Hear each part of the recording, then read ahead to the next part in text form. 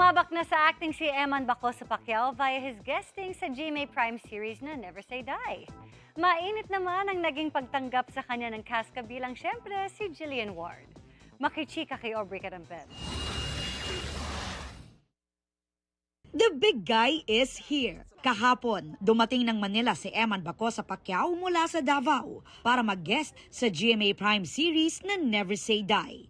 Excited nga raw siya dahil pinanonood daw niya ang serye. Actually, nanonood po ako ng Never Say Die nung episode 1 pa lang, nung pagka-release pa lang kasi nandun sila Jillian, sila Rahel Birria. Ngayong araw, mainit ang naging pagsalubong kay Eman pagdating niya sa set ng Kapuso Action Drama Series. Isa sa mga nag-welcome kay Eman, ang bida sa serye na si Jillian Ward na nagsabit pa ng garland kay Eman. Naroon din si Rahel Birria na nagbigay naman ng bulaklak sa mommy ni Eman. Kumusta naman kaya ang kanyang unang sabak sa pag-arte?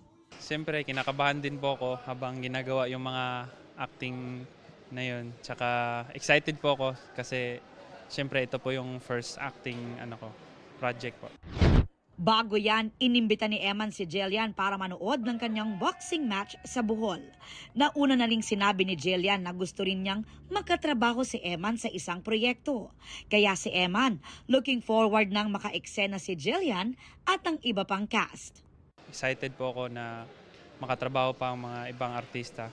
Soon ay mapapanood na si Eman sa Never Say Die at bilang patikim daw sa kanyang role, magagamit daw niya ang kanyang pagiging boksingero.